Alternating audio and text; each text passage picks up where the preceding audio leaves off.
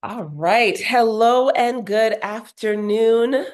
Welcome to the relationship series. I am your host, Genevieve. Happy Black History Month to you. Thank you so much for joining us once again on a Thursday. Thursdays are my favorite day of the week. It's because I get to come and hang out with you guys. It's always great to be here. Love to make sure that you guys know what we are here for here at the relationship series. We have transformational conversations that help us to revolutionize our relationships. We do the work, we heal for real, and we sow what we want to grow. Again, I am Genevieve. I am a speaker. I am a coach. I am a therapist. I am a traveler. And I love to do this. I get to travel around and talk about my passions, which are mental health as well as relational health. So I get to do this. This is great. Um, I believe that we are created for relationships. And so the vision that I like to share with us as we gather is how to trade in um, currency for connection, right? So, how to pursue connection over currency as a main source of joy, of fulfillment, and of purpose in our lives. So, instead of pursuing sort of material things, which are great and wonderful, but not as a focus, right? So, pursuing more quality relationship as a focus. So, that is the vision here. We are in season number 6, and today is our season finale. It is the season finale already. It went by quickly. It was more of a Black History Month focus. So we got a chance to delve into identity and meaning as per our Adinkra symbols. And we've had a great time. We've talked about Sankofa, go back and get it. We've talked about teeth and tongue, looking at how we create harmonious relationships with one another, even when we are so diverse and different.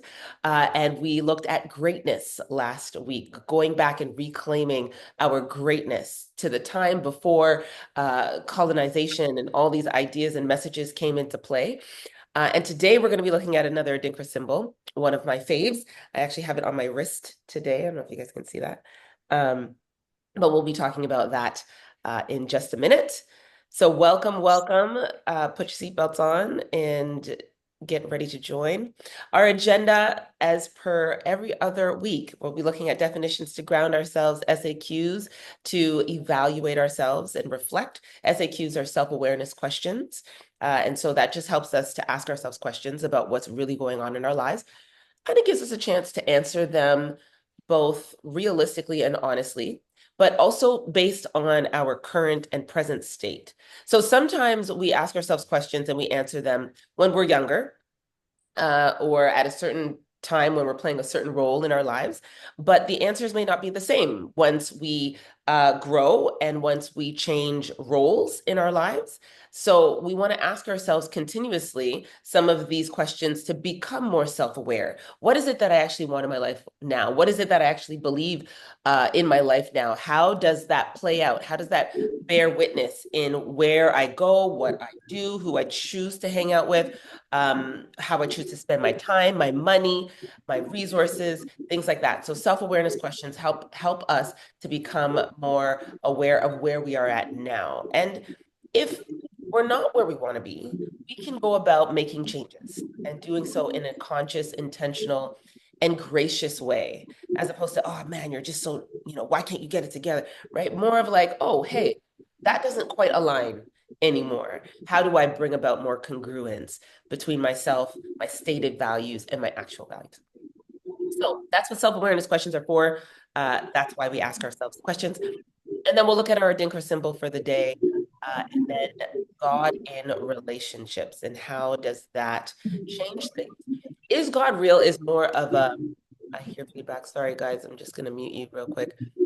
Um, is God real is more of a,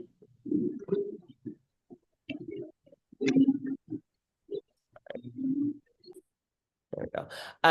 Is God real is more of a personal question. So is God real to you? But is God real as per TRS or the relationship series is more of a relational question. So is God real and how does that make a difference in our relationships? So is God real to us in our own personal relationship with God or supernatural deity, power, sovereign, something bigger than ourselves? But more specifically, how that makes a difference with us on the ground and how we engage with each other, right? And so we're talking about we're in Black History Month, and so we're talking about relationships. And I know that some people kind of think, okay, well, what is this about? Like, this is about one of those like sort of churchy talks. Genevieve is a person of faith, and she went to seminary, and she, all that kind of stuff. So she's going to try to convince me that God is real, by showing me like all the ways that, God showed up supernaturally in her life and that kind of thing. And I could do that. I could do that, but and I have lots of experiences and lots of examples for sure of that. But I think what's more important is to have a conversation about how the existence, the thought, the experience of God influences how we do relationships with each other.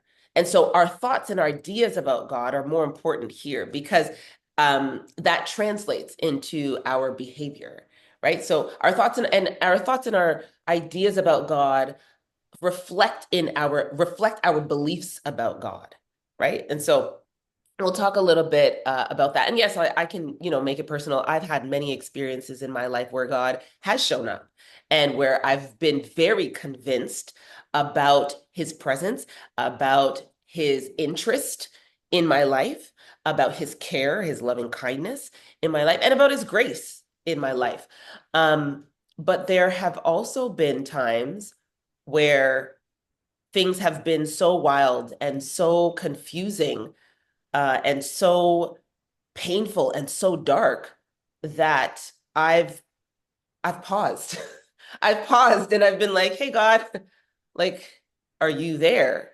Um, and are you real? And are you Okay. seeing what's happening here with The dietitians are having a lunch and learn or something. let me do that. Yeah, so are you there? And I don't know, I mean, you guys have probably been through it as well, where you're kind of like, if you are a person, if you've been a person of faith, you've gone through some stuff or seen some stuff in the news and encountered some things where you're just like, God, is there a God? God, are you real? Um, but we're kind of coming at it from a different angle. So if God is real, how does he make a difference in how we live, in how we love, and how we build relationships? Okay. So we'll look at that as well. Definition, very basic definition in Christianity. I'm a Christian, and so I look at Jesus Christ as Lord and Savior of the world and so on. So in Christianity, God is the creator of the universe, the source of all moral authority, a supreme being. We have sacred texts and rituals, prayer, the Bible. Those things govern what we do and say and how we live our lives. Okay, so there are principles in there. Many of us know the principles of the Bible, especially as it pertains to relationships, but we don't necessarily know that they've come from the Bible. And so people talk about like different proverbs or the golden rule, do unto others as you'd like done unto you, and things like these are biblical principles. And so they allow for us to recognize and understand how best to do relationships with each other, right? So if we do to others what we'd like done unto us, then it is likely that we'll have better relationships because we don't necessarily want to be treated badly or to be treated poorly or to be hurt and so on. So, basic sort of principles. And then in general, when we talk about a God or a deity or sovereign being, we're looking at a superhuman or supernatural, something that is bigger than, more powerful than, wiser than ourselves, right? So we are finite beings. We are limited in our capabilities, our capacities. We are creative beyond measure, yes, and I personally think that's a reflection of our creator. But we die, we our bodies erode, that kind of thing. We are spirit on the inside and then physical on the outside. So something that is bigger, better, wiser than us, that has our fate, that governs like karma. These kinds of words are usually attributed to or ascribed to a god, a spiritual being. In recent years, the universe has become the symbol or term synonymous with God. So the universe is giving me, or the universe is providing for me, or the universe, or I'm telling the universe, or I'm manifesting in the universe. Like that has, I've heard that sort of emerge as a term that people have somehow ascribed supernatural and deitic properties to, right? So the universe is a thing as well, but it's still the idea of something that's bigger, wiser, stronger, more powerful than us as humans. Okay, so that's the God definition. And my self-awareness question is very basic today. It's really just searching within yourself. Like, do you believe in God? And then out of that, what happens uh, as a result of your belief in God? Right? So, do you believe in God? If it's a yes, then what happens? How does that belief change or influence what you do, how you think, how you go about living? What is that for you? Um, and just to take a moment, if it's a yes, but nothing happens, if it's a yes, but nothing changes as a result, if it's a yes, but it doesn't impact and affect the way that you think or behave, then is it a yes?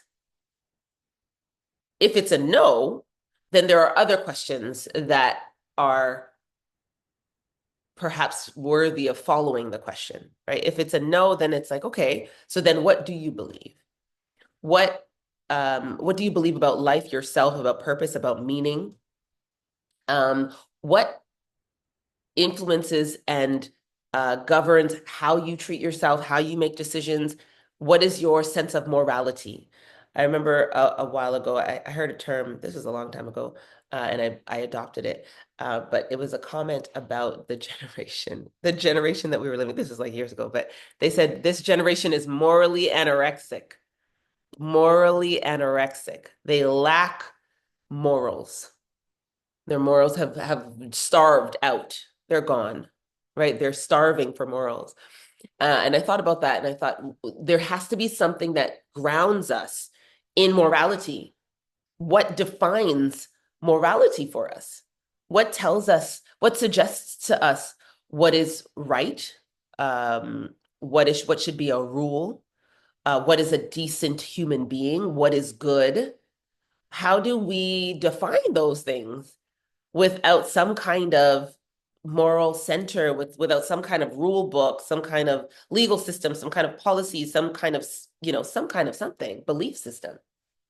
And some of us, maybe our God is the law, the justice system, and we rely and trust in that as bigger than ourselves and use that to govern ourselves. But yeah, it's really just a question to think about, right? So if you want God at the center of your life, if you want God at the center of your life and of your relationships, what does that look like?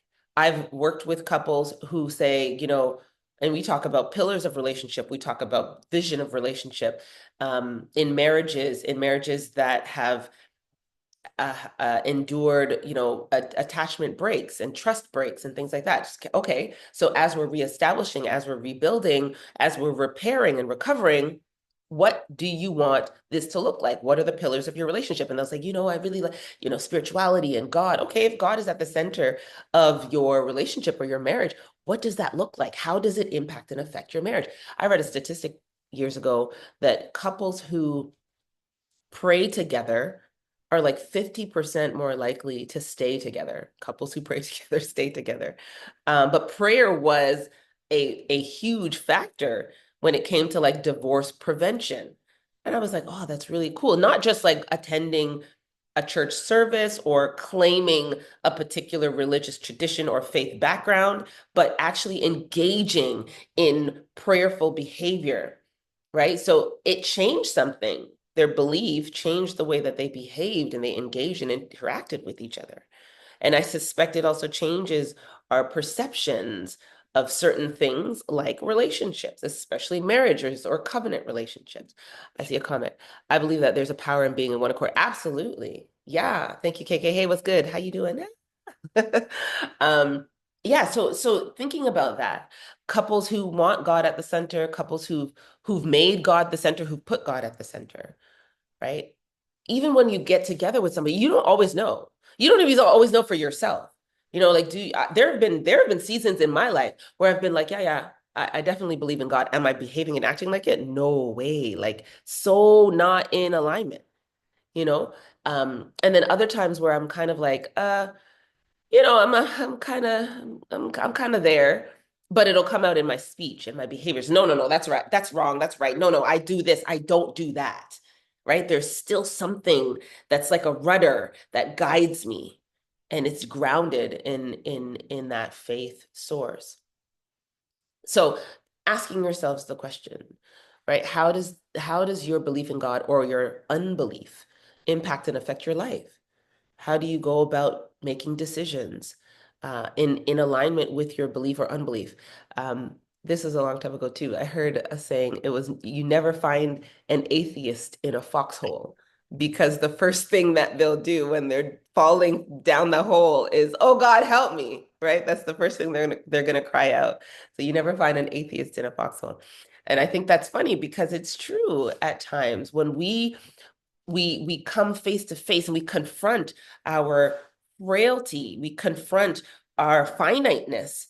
There's like, whoa, what else is there out there? How did I get here?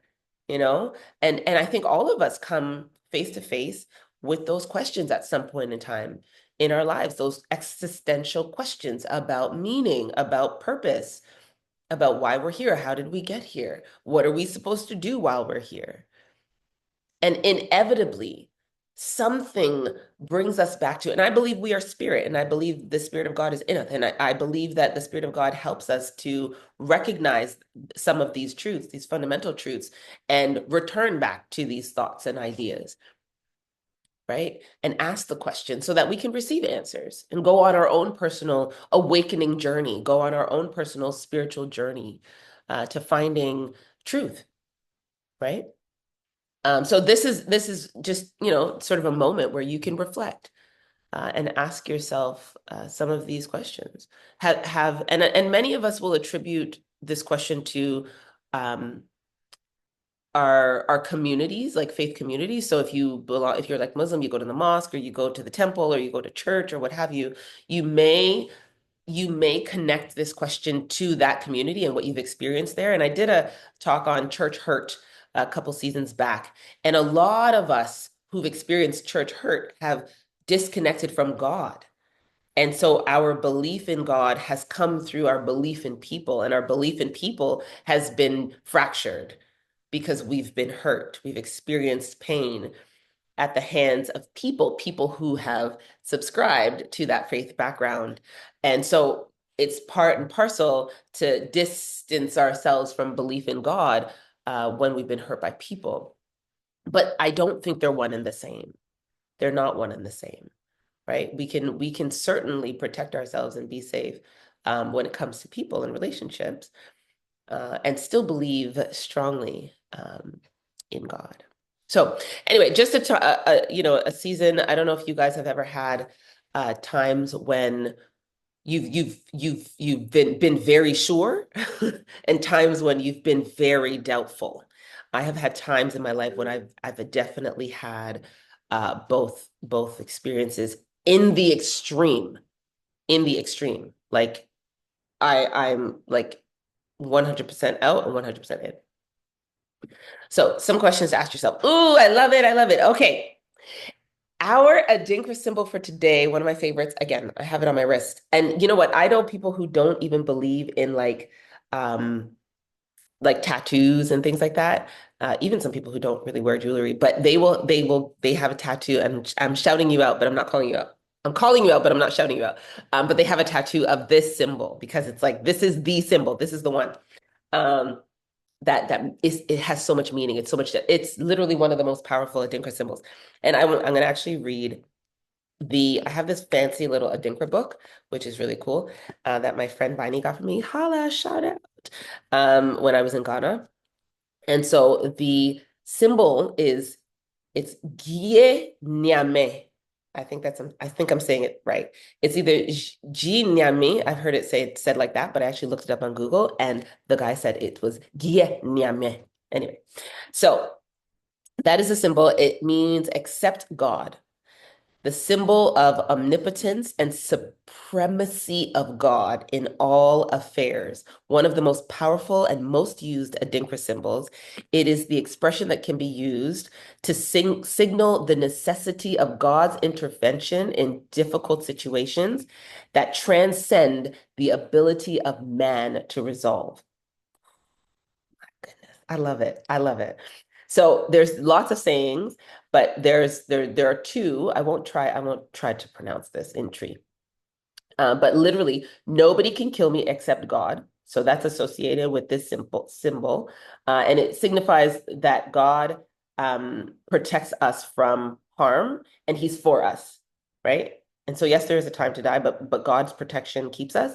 And then it also expresses that God is the one who sustains our existence.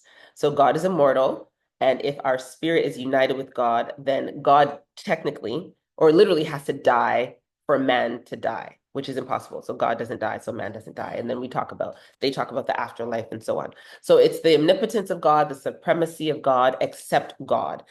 And if God doesn't exist, then I don't exist.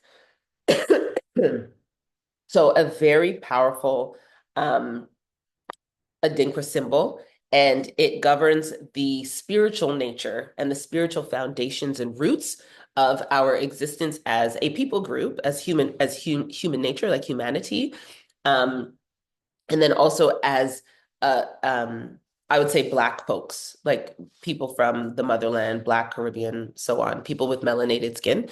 Now, I think I've shared this before, but I loved the way that one person described it. He said, we weren't always a religious people, but we were originally a spiritual people, a very spiritual people. And so if you go back to, just sort of tribal contexts in Africa and many indigenous nations, so French Polynesia, New Zealand, like those kinds of places where there are indigenous people groups, they still do very tribal, traditional tribal exercises, rituals, dances, things like that.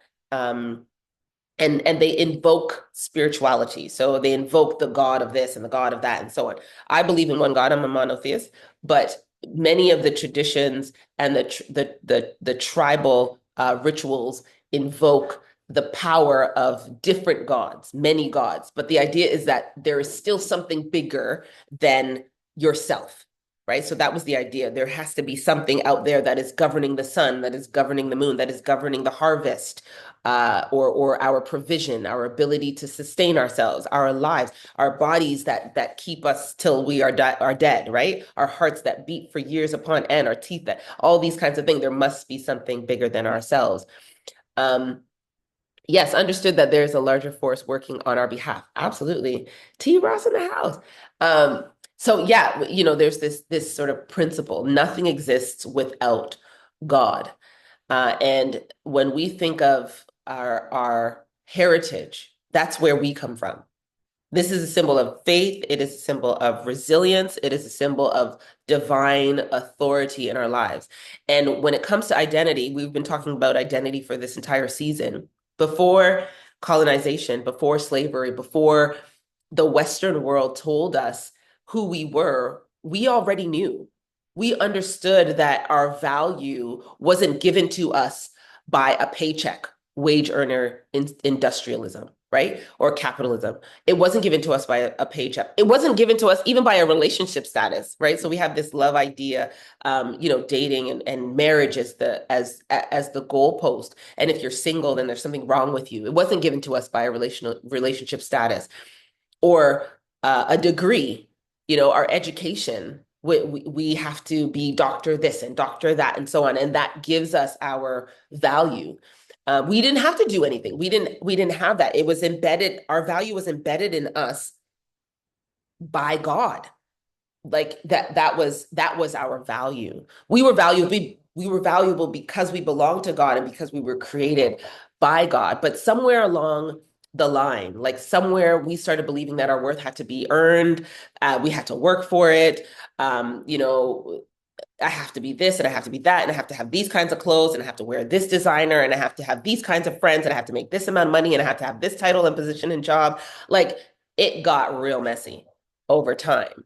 And so when I think of I think back to when I started questioning some of these ideals. This is back in like university when they told me I should be a critical thinker and ask questions. So I started asking myself like why do I feel sometimes like I'm not valued because I'm not like this person or I don't have as much as this person. I thought like what are these arbitrary criterias that we utilize to ascribe like worth and value to ourselves? And this is when we're growing up.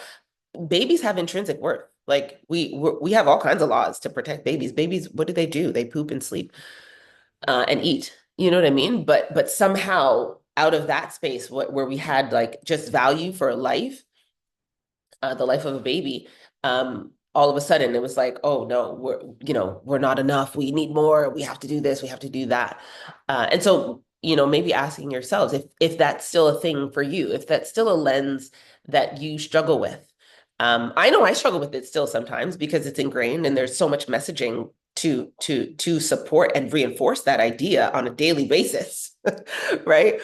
So I still very intentionally battle some of those messaging. But I don't know, maybe asking yourselves like if you have questioned whether or not your worth is tied up in your ability to travel, your ability to buy certain things, wear certain clothes, your title and position, I'm doctor this or whatever. If that has contributed in some way to your sense of worth, and if your worth has in some way been divided or yeah, divided into, sort of different categories. Some of my worth comes from here, some of my worth comes from here, some of my worth comes from God, but not all of it, right? And so is there a place where you don't feel like, you're enough or you deserve something? I hear a lot of people in church, especially growing up. I heard a lot of people in church talk about like, oh, I don't feel like I deserve. And I used to question that because I thought, well, if God is sovereign and God is like, this is what I'm doing, then doesn't that immediately translate to God is like right about the final, like, doesn't he have the final say kind of thing? So doesn't that make me what he says I am? I don't know. It's this whole sort of thought process about how we are and who we are when it comes to our relation to God and what we actually believe about what he says or what he does or how he functions, how he thinks, how he operates. Um, and I'm saying he because this is how I grew up. This is my faith tradition. But if you guys have different, sort of thoughts and ideas, then, sort of tease that out for yourself. Um, but yeah, ask yourselves, if your belief is in God, if this has been a source of your grounding, if this has been the root of your understanding of your value and your worth. All right, so let's talk about how the absence of God shows up in our relationships real quick. Um, I'll sort of break it down in terms of like relationship struggles that we all know. The middle picture there is about disconnection, right? So what happens when we are disconnected in our when we feel disconnected in a relationship, like we're in a relationship with people, our friends, our family members, but we don't feel seen, we don't feel known, we don't feel understood. And we also don't feel like we know others or like we understand others. Like there's confusion. We're just like, I don't know. I don't get it. I don't know. Right. We still feel alone. I've heard that comment. Like I'm in a relationship, but I feel alone. I'm with other people, but I feel alone. I feel isolated. I don't feel quite like I see them or I'm seen or like I fit in. And that's, I think, what happens when we don't centralize God in our relationships, right? When we don't understand that our value is in God, we can sometimes look for ways to prove ourselves in our relationships and seek out the approval and acceptance of others based on things that we do or based on things that we have, as opposed to who we are. And that can be very detrimental to relationships. We talk about codependency and narcissism and power and control and abuse and all these kinds of trends that come out of our need or desire to get something from others by way of affirming our value. Sorry. Self-love is to love God. Ooh, yes. Come preach to me. Absolutely. There's a scripture. I know there's a scripture that goes along with that. I won't quote it. But yeah, self-love is to love God. I have a little cartoon here that I think it depicts toxic patterns. Okay. So people talk about being in toxic relationships, and sometimes I just want to say, like, toxic relationships are made up of toxic patterns of behaviors, and behaviors are usually attributed to people and their choices, their decisions. So if I'm in a toxic relationship, it means on some level that I either think in a toxic way, react or behave in a toxic way, I have toxic tendencies or something. And so it's almost like externalizing, right? But personalizing is helpful for us to recognize that we have accountability and responsibility, and we actually co-create our relationships with other people. And so I have this little cartoon here. I thought it was kind of funny. Um, the two little birds talking or what have you. But I wanted to highlight it because when we keep attracting people that hurt us, or when we keep hurting people in our relationships, behaving in ways that hurt people in our relationships, it's because we don't have a overarching sort of frame to govern what we're doing. And I believe that frame is a God frame. I believe it's a GYE NYAME, like accept God. If God is present here and I'm seeing the world and behaving in the world and living in the world as per that view, that schema, then I won't keep behaving in ways that are offensive or that are hurtful. I can then reevaluate and I can reflect and evaluate myself and then return to the relationship in a way that better serves the health of the relationship. And that does mean also a framing of grace and forgiveness, because God has grace and is forgiving. And so we can recover from hurt and from pain and from maladaptive ways of being treated and treating one another, right? But it can't be like an ongoing thing. Like we just keep doing the same thing over and over every single day. Well, no, there has to be some kind of accountability and some kind of practical, intentional move and shift toward change and transformation when it comes to how we're behaving in our relationships. So when there is no God in our relationships, we can continue to engage in these toxic patterns like over and over. Man, like, oh, I just keep getting into the same relationship with the same kind of person. My first husband, my second husband, my third husband, or my first boyfriend, my second boyfriend, my this, everything was just like toxic. It was all they were abusive and they were cheating and they were all the things. And it's like, wow, that's a lot. That's heavy, right? So there has to be something in there. Like we gotta, go back and take a look.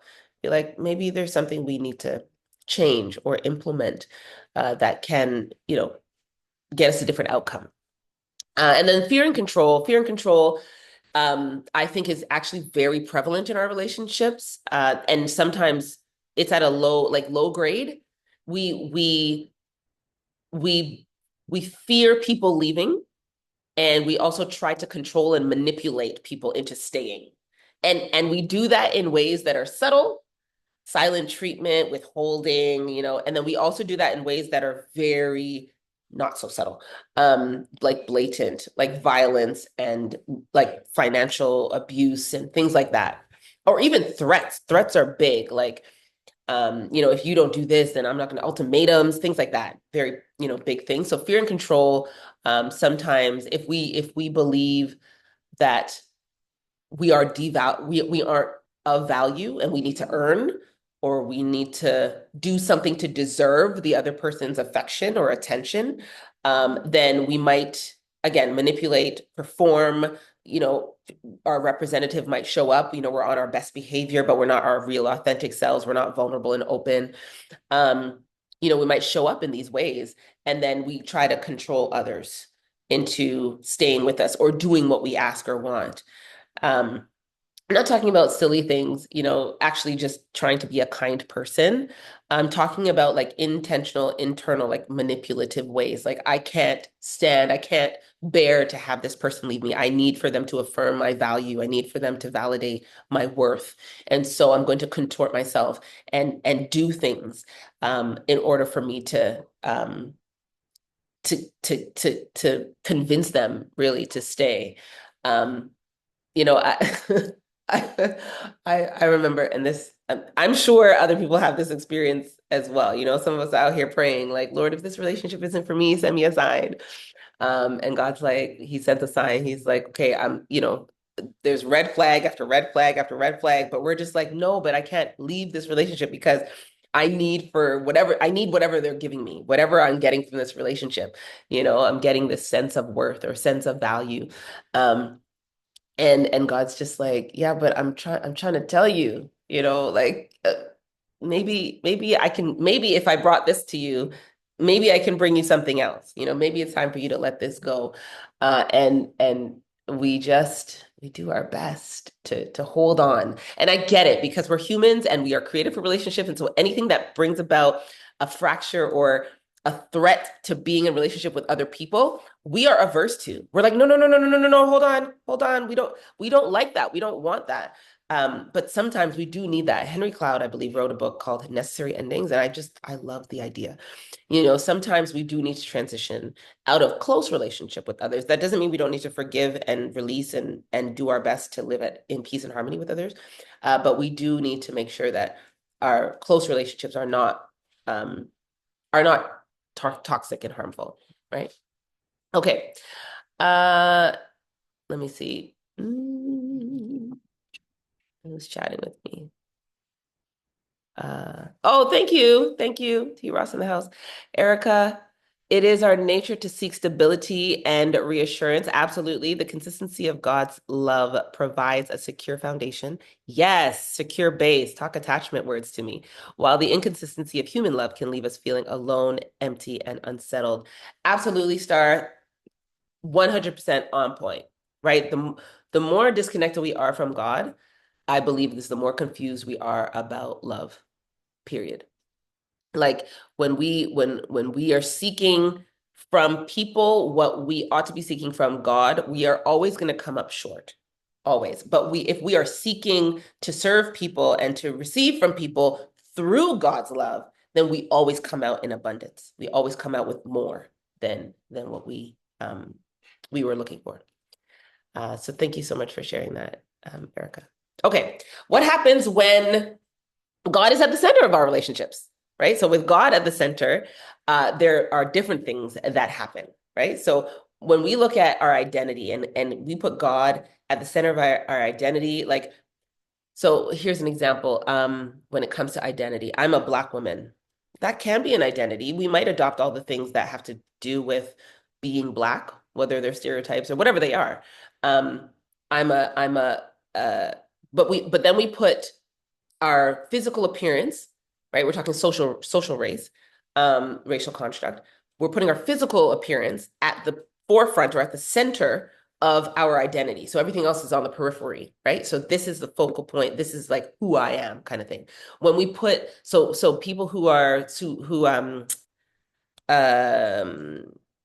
have like what is it, LGBTQA, all the things.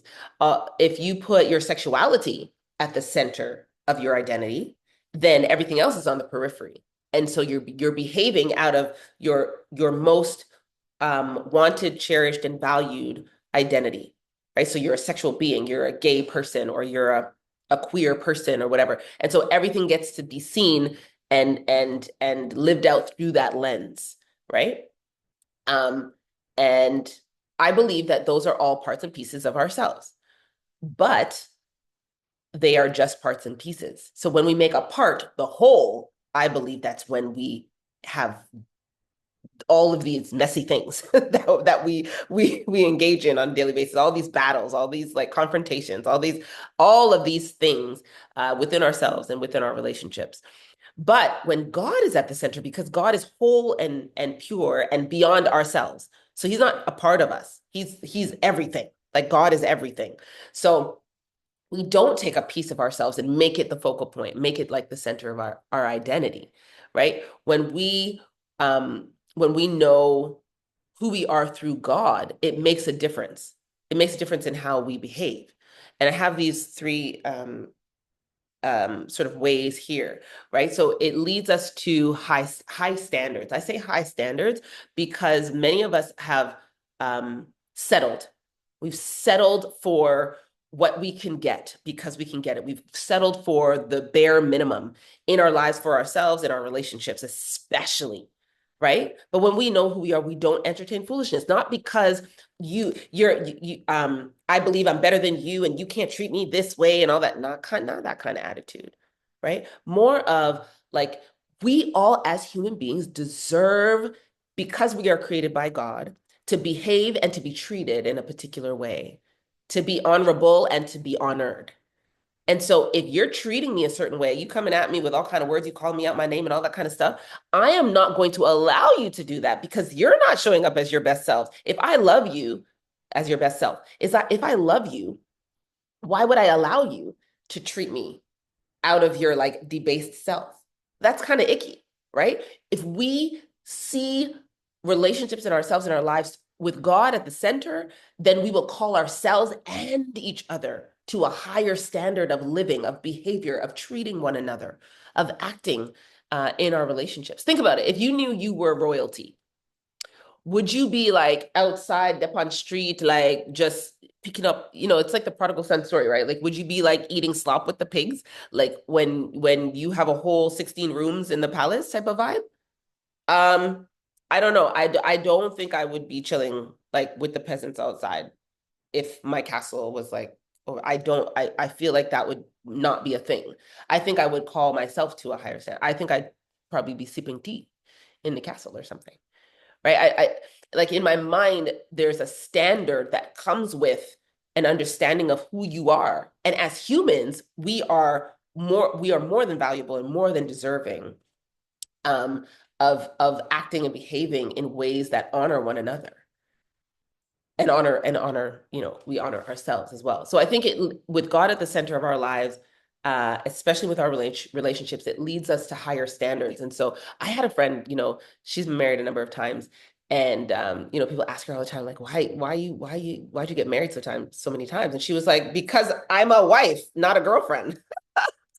And I was like, yes, one girl, because the idea is that she understands her worth, she understands her value, she understands what she wants in her life, and she's requiring that within her relationship. She's not going to settle because that's settling for her. She's not going to settle to be, and if you want to be a girlfriend or whatever, okay, fine. But I'm just saying, this is her standard. And she was like, yeah, this is what I want in my life. And so I'm not settling for anything else. She has a higher standard.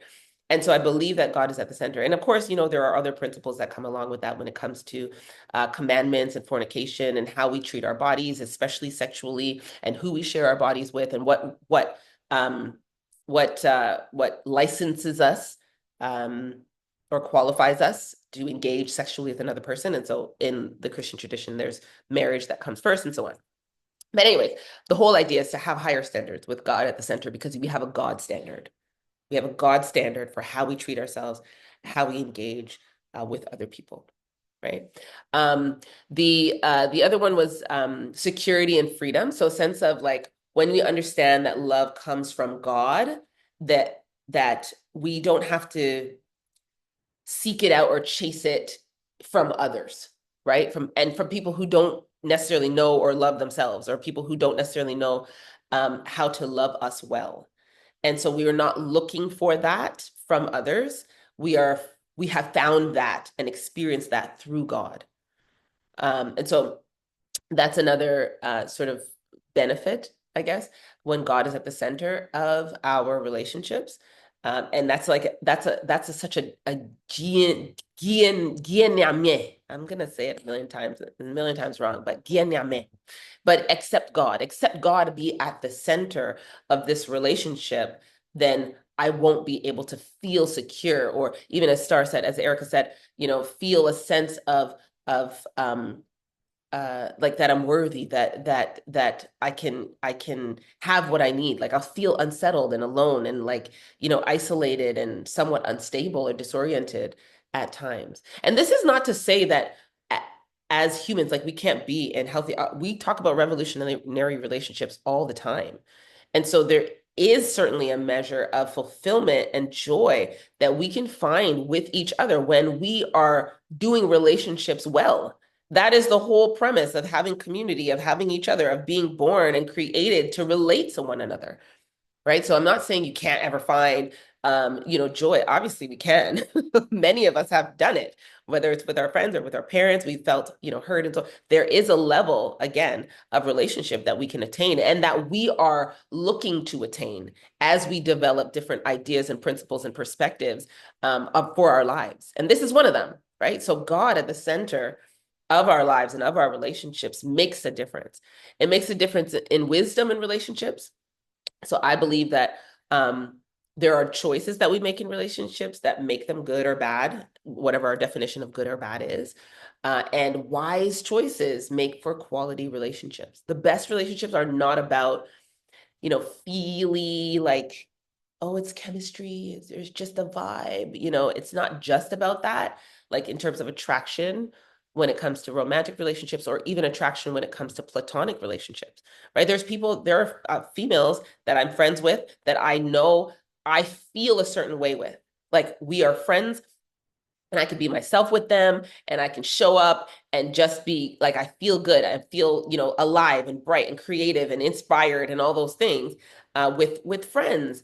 And it's not just about compatibility. Yes, there are personality traits that go better together, but I believe that there's a level of like conviction, and there's a level of like intentionality and commitment and all these sort of active ongoing behaviors, works and choices that are involved when it comes to wise relationships. And I believe that comes from God. It's like an understanding of how we do best. Like if we're focused on God, are we making decisions for ourselves alone? No, we're making decisions for the whole, for the relationship. We're making decisions as per God's heart. Okay, God's heart is love. Like, would he want me to show up and deceive this person and lie to this person, or mistreat this person? Probably not. Probably not. Right. So now we've got revolutionary relationship as we're both focused on God, and we understand that God is at the center of our schema, of our worldview. Right. So accept God, be at the center, then we can't enjoy some of um, these these uh, these things in our relationship. All right. Ooh, how do we do this? Okay. So what do we do? So we are reclaiming greatness. Last episode we talked about reclaiming greatness, as in the Adinkra symbol, and our identity, going back to like before colonization and so on. And in our first episode of season 6, the identity season, we talk about Sankofa, going back and get it, going back to get it. And so we're doing that. We're doing that with each step, with each stage, with each episode, with each week. We're reclaiming pieces and parts of identity, pieces and parts of ourselves that we perhaps have lost, perhaps have forgotten, perhaps didn't know existed. And then we're reclaiming them. And how do we do that? We're talking practically, starting with God. So I say start with God because when you recognize who God is, you recognize who you are. You can be a reflection of God in the earth. God is great. God is greatness, right? We will never be able to be great or have greatness without God. And we are great because of God, not because of ourselves. Not, oh, I've accomplished so much and made so much money and I have all these accolades and all these. No, you're not great, right? You're great with God and because of God. And so that even translates to when we feel like we're not enough, or when we feel like we're not great, right? The idea here is to agree with God. Like if God says, I created you good, like just be like, okay, God, well, you're right. you created me good and you create good things. And so if you're saying it, then I'm going to believe it. I'm just going to take it in. That's it, because you're always right.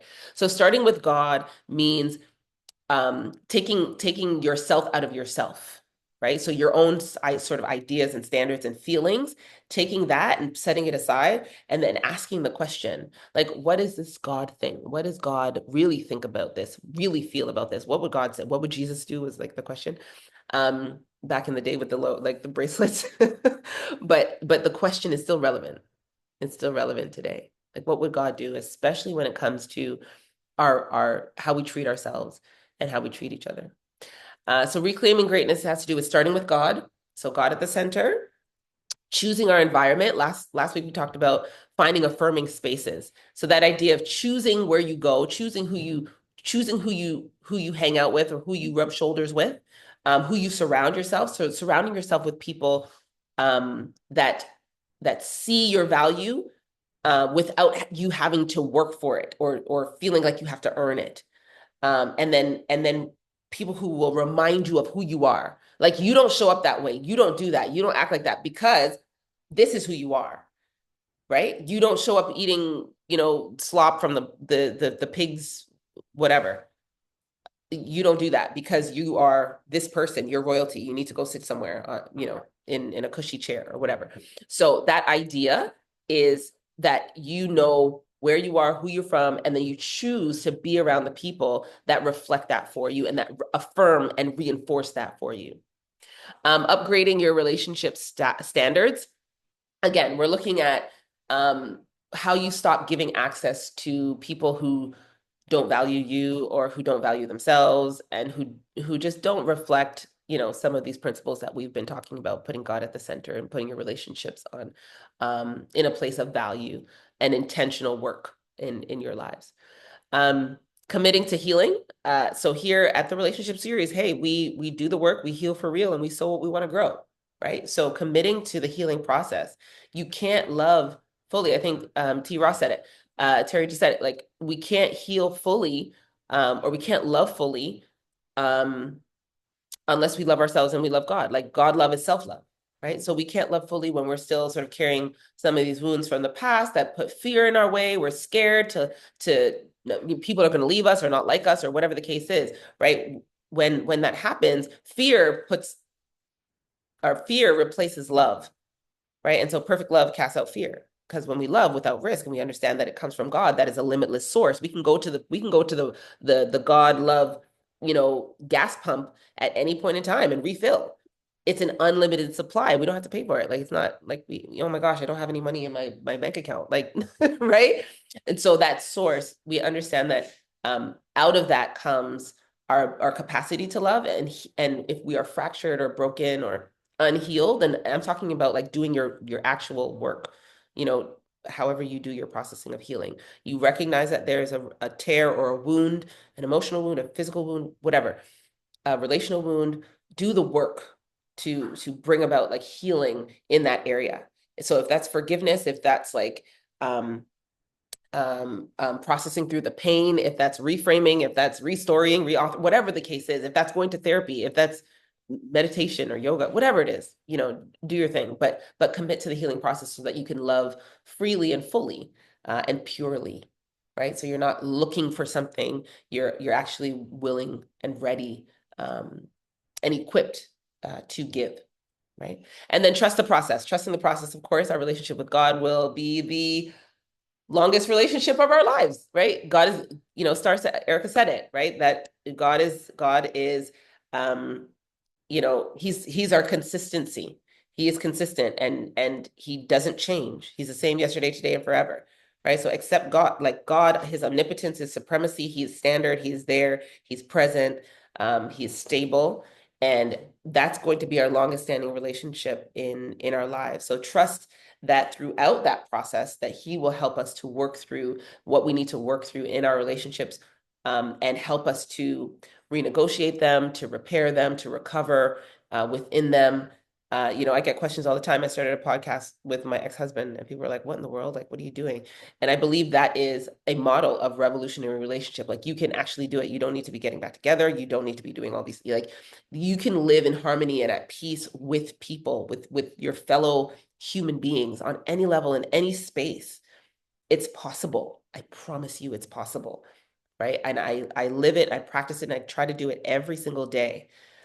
It is possible, and there is no better life than to know that you're pursuing this kind of um joy and harmony with others, with your fellow human beings.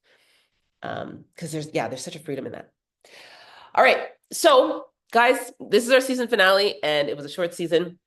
But it was a powerful season. I loved this season. So I want to just recap. Our first episode was Say Your Name, which we got a chance to do Sankofa. Go back and get it. It's all about identity, all about reclaiming who we are. Tell your story. So be vulnerable, share, be open, because other people will then be able to listen and be empowered and inspired by your story. And they will also have permission then to tell their own stories. And when we share our stories, oh my God, there is so much empowerment and healing in that. Last episode, we talked about who you are. We are greatness. And so don't take other people telling you your story. Sorry, go back, do the research. Sorry, and find out who you are, not just this version of who they tell you you are. I don't even have water today. And then today, is God real? Why you are here? We are here because of God. So asking yourselves, like, what's some ways that we can finale already? I know. I'm sorry, guys. It's terrible. I'm gonna miss you guys, but we're coming back in April. Spring Fling Ting. It's gonna be live. But I want you guys to ask yourselves as we close today, if there's one way maybe that we've been accepting less than what God intended for us. And maybe one way that we can step more fully into what we believe God has designed for us in terms of like revolutionary relationship, in terms of our feelings and our emotions and how we just kind of function in the world. Like we wake up like anxious and angry and upset every day. Like that's not what God designed for us. That's not it. And so there has to be a way to reclaim a sense of like peace and joy and purpose and fulfillment and inspiration and motivation to do life on that level, right? With God. And so even just adopting the idea, like we have identity, our identities and greatness, we are great people. And our greatness has to be claimed. And sometimes we have to go back and revisit some of the things that we've been told and taught, some of the rules that we've been following. And then we have to rejig them and perhaps filter them through a God lens, a true one, right? Like if God is God and Jesus is Lord of my life, or this principle and this idea, and if I subscribe to this morality or these sets of principles and values, what does that look like with me on the ground? How do I make these decisions and how I treat myself and others on a day-to-day basis, right? And so I want us to go back, reclaim, know who we are. We are greatness. Know who made us, God alone. Know what we're doing. We're living out these revolutionary relationships and know that it's possible. Know that it's possible. I want to thank you guys so much for being present for this short season of the relationship series. But no, we are coming back for our spring fling. We'll be discussing, maybe a lot of people have been asking for more like personal sexuality, attraction, chemistry, those kinds of things, like how we sort of govern that as single people, as married people, passion and all that kind of stuff. So maybe Spring Fling will talk a little bit about that and look at how that impacts our relationship, the quality of our relationships, and then also sometimes, of course, how it can damage our relationships. So we're going to be doing that. Thank you guys again so much for being here for this season. I'm off for the month to do some really cool and amazing things that you guys will hear about in the spring, and you guys are gonna love it. And I am excited. I am so excited to share it with you. And I just want to wish you guys a great month of March, um, and a great few weeks, I guess, until we meet again. Thank you again so much for being here. Oh, thank you guys. Thank you guys. Go ahead, do the rest of your day. Enjoy, and I'll see you guys next season on the relationship series. Again, an absolute pleasure to be with you guys. Go out and live a revolutionary life and do revolutionary relationships like never before. We'll see you guys next season.